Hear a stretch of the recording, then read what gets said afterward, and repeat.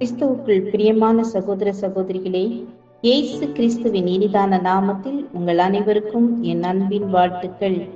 இன்றைய நாளுக்கான வேத வசனம் லேவியராகமம் 25ஆம் அதிகாரம் 43ஆம் வசனம்.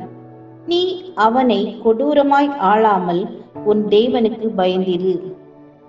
1500களின் முற்பகுதியில் பெர்னாண்டோ கோர்டெசின் என்ற தலைவரின் கீழ் மெக்சிகோவை ஸ்பானிஷ் கைப்பற்றிய போது காட்னி என்ற எதிர்ப்பு தலைவர் ஒரு கடுமையான போருக்கு பிறகு பிடிக்கப்பட்டு உயிருடன் எரிக்கப்பட்டார். அவரை எரிப்பதற்கு முன்பு அவரை ஒரு கிறிஸ்தவராக மாறும்படி வற்புறுத்தினார்கள். நீங்கள் அங்கு, அதாவது பரலோகம் செல்வீர்களா என்று தன்னை எரிக்க முற்பட்டவர்களை கேட்டார்.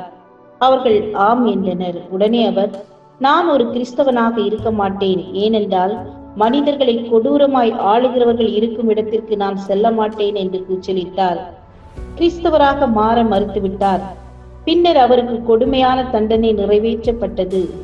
கிறிஸ்துவுக்குள் பிரியமானவர்களே, நம் வீட்டில் வேலை செய்யும் வேலையாட்களை கையாளுவதில் மற்றும் பணியில் நம் அதிகாரத்தின் கீழ் பணியாற்றுவோர்களை கையாளுவதில் நம் மனப்பான்மை எவ்வாறு உள்ளது? வேதம் நமக்கு இன்று ஒரு மனித நேய மனப்பான்மையை கற்றுக் கொடுக்கிறது. வேலையாட்களை நாம் நடத்தும் விதம் கீழே கூறப்பட்டுள்ளது. முதலாவது, நமது வேலையாட்களை அடிமைகள் போல நடத்தக்கூடாது. இரண்டாவது, தவறு செய்யும் போது தண்டித்தாலும் மன்னித்து ஏற்றுக்கொள்ளவும் வேண்டும். மூன்றாவது, நம்மை விட பொருளாதாரத்தில் குறைவுள்ள அவர்கள் மேல் எப்பொழுதும் ஒரு இரக்கம் நமக்கு இருக்க வேண்டும். அரசு பணிகளில் அல்லது தனியார் நிறுவனங்களில் மற்ற ஊழியர்கள் மேல் அதிகாரிகளாக இருப்பவர்கள் இந்த வசனத்திலிருந்து கற்றுக்கொள்ள வேண்டியவை: தேவன் உங்களுக்கு கொடுத்திருக்கிற அதிகாரத்தை தவறாக பயன்படுத்தக்கூடாது. நேரம், காலம், ஊழியர்கள், உடல்நிலை அனைத்தையும் கவனத்தில் கொண்டு வேலை வாங்க வேண்டும். பவுல், எஜமான்களே, அப்படியே நீங்களும் வேலைக்காரருக்கு செய்ய வேண்டியவைகளை செய்து அவர்களுக்கு உங்களுக்கும் எஜமானானவர் பரலோகத்தில் இருக்கிறார் என்றும் அவரிடத்தில் பட்சபாதம் இல்லை என்றும் அறிந்து கடும் சொல்லை விட்டுவிடுங்கள் என்கிறார்.